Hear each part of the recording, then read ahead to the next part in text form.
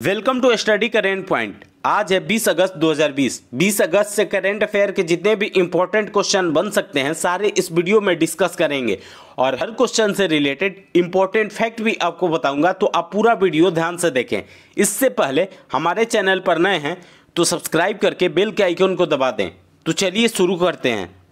आज का पहला क्वेश्चन है, निम्न में से कौन सा दिन हर साल 19 अगस्त को मनाया जाता है? इसका आंसर ए हो जाएगा। विश्व मानवतावादी दिवस हर साल 19 अगस्त को मनाया जाता है। तो चलिए इस क्वेश्चन के डिटेल्स को देखते हैं। संयुक्त राष्ट्र महासभा द्वारा संयुक्त राष्ट्र के बगदाद मुख्यालय पर बमबारी में सर्जियो विजया डी मेलो और उनके 21 मानवतावादी साथियों की मृत्यु की याद में यह शुरू किया गया था।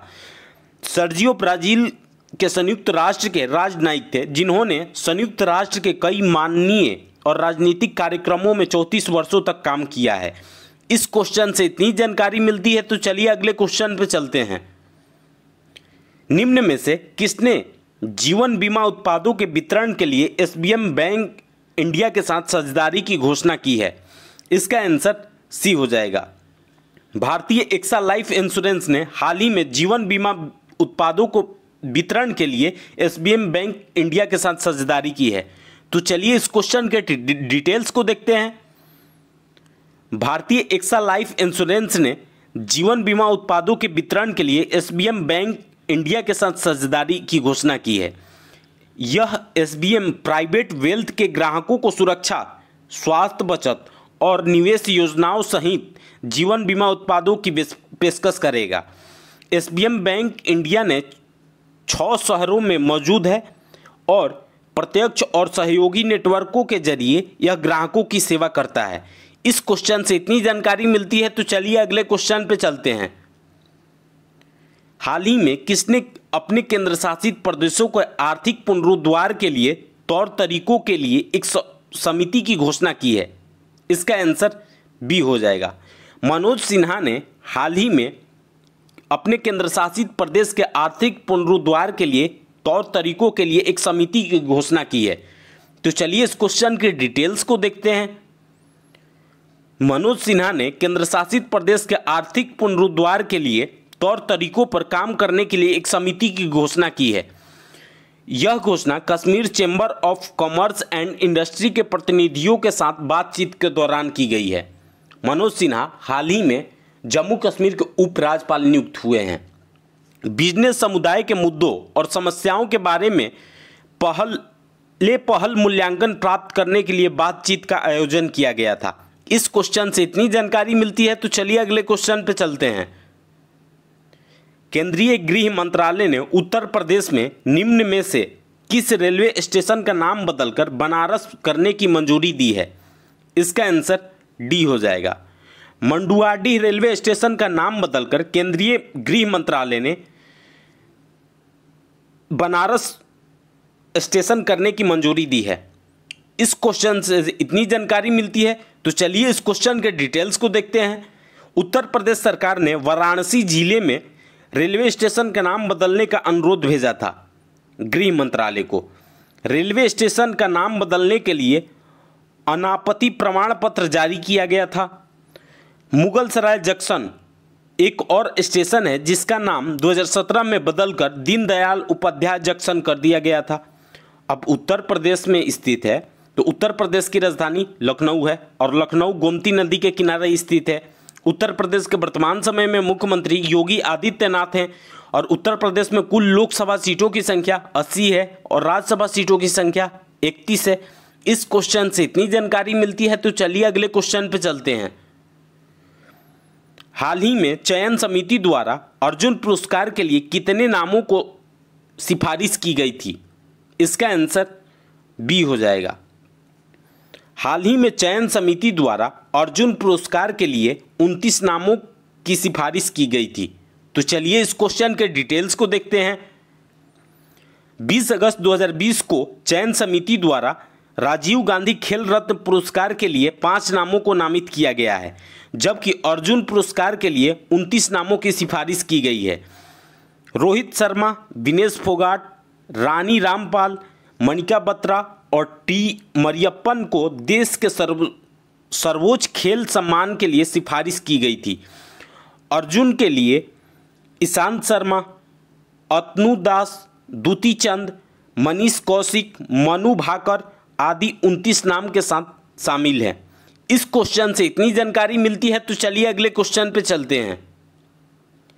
काल्पनिक स्पोर्ट्स प्लेटफॉर्म ड्रीम 11 ने आईपीएल के आगामी सत्र के लिए टाइटल प्रायोजन अधिकारों के लिए बीसीसीआई के साथ कितने करोड़ रुपए का करार किया है? इसका आंसर ए हो जाएगा। काल्पनिक स्पोर्ट्स प्लेटफॉर्म ड्रीम 11 ने आईपीएल के आगामी सत्र के लिए टाइटल प्रायोजन अधिकारों के लिए बीसीसीआई के साथ 222 करोड़ रुपए का करार किया है। तो चलिए इस क्वेश्चन के डिटेल्स को देखते हैं।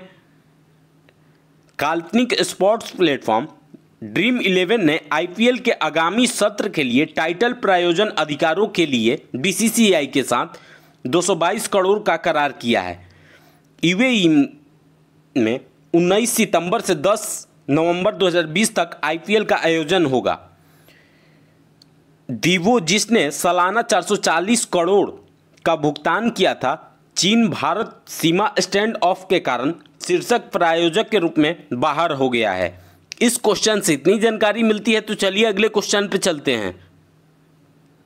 आईएमएम कोझिकोड ने निम्न में से किसके साथ एक सहयोगात्मक भागीदारी करने और मानवतावादी समुदायों के लिए परामर्श सेवाएं और रसद प्रशिक्षण प्रदान करने के लिए समझौता ज्ञापन किया है? इसका आंसर ए हो जाएगा। आईएमएम कोझिकोड ने हेल्प लॉजिस्टिक के साथ सहयोगात्मक भागीदारी करने और मानवतावादी समुदाय के लिए परामर्श सेवाएं और रसद प्रशिक्षण प्रदान करने के लिए समझौता ज्ञापन किया है। तो चलिए इस क्वेश्चन के डिटेल्स को देखते हैं। आईएमएम कोझिकोड और स्विट्जरलैंड स्थित हेल्प लॉजिस्टिक ने एक सहयोगात्मक साझेदारी में शामिल होने और मानवतावादी समुदाय के लिए परामर्श सेवाएं और लॉजिस्टिक प्रशिक्षण प्रदान करने के लिए एक समझौता ज्ञापन पर हस्ताक्षर किए हैं। समझौता 1 साल के लिए लागू रहेगा।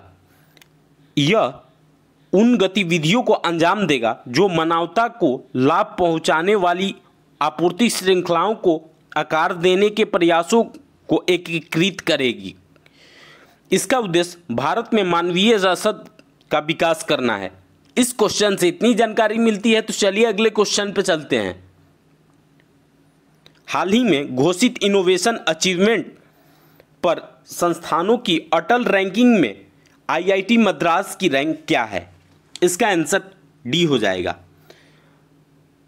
हाल ही में घोषित इनोवेशन अचीवमेंट पर संस्थानों की अटल रैंकिंग में आईआईटी मद्रास की रैंक नंबर 1 है। तो चलिए इस क्वेश्चन के डिटेल्स को देखते हैं। आईआईटी मद्रास ने लगातार दूसरे वर्ष देश में शीर्ष नवीन शैक्षणिक संस्थान के रूप में अपना स्थान बरकरार रखा है। यानी इसके पहले भी आईआईटी मद्रास नंबर 1 पर ही था। Atal ranking of institution on innovation achievement की घोषणा उपराष्ट्रपति वेंकैया नायडू द्वारा 18 अगस्त 2020 को की गई थी। आर्या को 2019 में शिक्षा मंत्रालय ने इनोवेशन सेल द्वारा लॉन्च किया था। इस क्वेश्चन से इतनी जानकारी मिलती है, तो चलिए अगले क्वेश्चन पे चलते हैं। हाल ही में समुद्री उत्पाद निर्यात विकास प्राधिकरण ने गुजरात के किस शहर में एक गुणवत्ता नियंत्रण प्रयोगशाला शुरू की है? इसका आंसर बी हो जाएगा। हाल ही में समुद्री उत्पाद निर्यात विकास प्राधिकरण ने गुजरात के पोरबंदर शहर में गुणवत्ता नियंत्रण प्रयोगशाला शुरू की है। तो चलिए इस क्वेश्चन के डिटेल्स को देखते हैं। समुद्री उत्पाद निर्यात विकास प्राधिकरण ने पोरबंदर गुजरात में एक गुणवत्ता नियंत्रण प्रयोगशाला खोली है। यह समुद्री खाद्य प्रोसेसर और निर्यातकों के लिए अंतर्राष्ट्रीय नियामक आवश्यकताओं के अनुसार उत्पाद सुरक्षा के अनुरूप प्रशिक्षण की सुविधा प्रदान करेगा।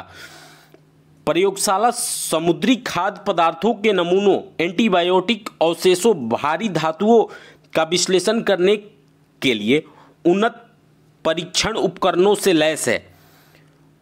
अब गुजरात की बात है तो गुजरात की राजधानी गांधीनगर है और गुजरात के वर्तमान समय में मुख्यमंत्री विजय रूपाणी हैं और गुजरात के राज्यपाल आचार्य देवव्रत हैं। इस क्वेश्चन से इतनी जानकारी मिलती है तो चलिए अगले क्वेश्चन पे चलते हैं। किसने घोषणा की कि ग्वालियर चंबल एक्सप्रेसवे का नाम श्री अटल बिहारी वाजपेयी चंबल प्रोग्रेसवे होगा? इसका आंसर ए हो जाएगा। शिवराज सिंह चौहान ने हाल ही में घोषणा की कि ग्वालियर चंबल एक्सप्रेसवे का नाम श्री अटल बिहारी वाजपेयी चंबल प्रोग्रेसवे होगा। तो चलिए इस क्वेश्चन के डिटेल्स को देखते हैं और यहाँ पर जी नहीं होगा, शिवराज सिंह चौहान होगा, जो कि टाइपिंग मिस्टेक है। तो चलिए इस क्वेश्चन के डिटेल्स को देखते हैं। ग्वालियर चंबल एक्सप्रेसवे का नाम श्री अटल बिहारी वाजपेयी चंबल प्रोग्रेसवे होगा। इसकी घोषणा मध्य प्रदेश के मुख्यमंत्री शिवराज सिंह चौहान ने पूर्व प्रधानमंत्री अटल बिहारी वाजपेयी को उनकी पुण्यतिथि पर श्रद्धांजलि देते हुए की है। अब मध्य प्रदेश की बात है तो मध्य प्रदेश की राजधानी भोपाल है और मध्य प्रदेश के वर्तमान समय में मुख्यमंत्री शिवराज सिंह चौहान हैं और मध्य प्रदेश के वर्तमान समय में राज्यपाल आनंदीबेन पटेल हैं और आनंदीबेन पटेल उत्तर प्रदेश की भी राज्यपाल हैं। इस क्वेश्चन से इतनी जानकारी मिलती है तो चलिए अगले क्वेश्चन पे चलते हैं। भारतीय रेलवे ने निम्न उद्देश्यों में से किसके साथ रेल पटरी ऊपर जल्दी यात्रा करने के लिए एक अभिनव प्रणाली रेल साइकिल शुरू की है? इसका आंसर डी हो जाएगा। निगरानी के लिए भी, निरीक्षण के लिए भी और तत्काल मरम्मत के लिए भी इस पहल की शुरुआत की है रेलवे ने। तो चलिए इस क्वेश्चन के डिटेल्स को देखते हैं। भारतीय रेलवे ने देश में यात्री सुरक्षा सुनिश्चित करने के लिए एक अभिनव प्रणाली शुरू की है। इसने निरीक्षण, निगरानी और तत्काल मरम्मत के लिए रेल पटरी पर जल्दी से यात्रा करने के लिए एक तंत्र रेल साइकिल की शुरुआत की है। रेल साइकिल की मदद से किसी भी आपातकालीन स्थान पर तत्काल मरम्मत के लिए आसानी से पहुंचा जा सकता है। इस क्वेश्चन से इतनी जानकारी मिलती है तो चलिए अगले क्वेश्चन पर चलते हैं। हाल ही में निम्न में से किस बैंक ने अपने सभी बचत खातों के लिए न्यूनतम शेष राशि न रखने पर अपनी पेनाल्टी माफी के अलावा एसएमएस शुल्क माफ कर दिया है? इसका आंसर ए हो जाएगा। भारतीय स्टेट बैंक ने हाल ही में सभी बचत खातों के लिए न्यूनतम शेष राशि न रखने पर अपनी पेनाल्टी माफी के अलावा एसएमएस शुल्क माफ कर दिया है। तो चलिए इस क्वेश्चन के डिटेल्स को देखते हैं। भारतीय स्टेट बैंक ने अपने सभी बचत खातों के लिए न्यूनतम शेष के गैर रख रखाव पर अपनी पेनाल्टी माफी के लिए अलावा एसएमएस शुल्क माफ कर दिया है। एसबीआई के 44 करोड़ से अधिक बचत खाते हैं। इससे पहले एसबीआई के ग्राहकों को मेट्रो, अर्धशहरी और ग्रामीण क्षेत्रों के क्रमशः 3000, 2000 और 1000 रुपये का मासिक शेष बनाए रखना पड़ता था। इस क्वेश्चन से इतनी जानकारी मिलती है। आज के लिए बस इतना ही। अगर आपको यह वीडियो यूजफुल लगा है तो इस वीडियो को लाइक करें और हमारे चैनल को सब्सक्राइब करें और साथ ही बेल के आइकन को दबा दें। और आपके पास जितने भी स्टडी रिलेटेड व्हाट्सएप या फेसबुक ग्रुप है उसमें इसको शेयर करें। Thanks for watching.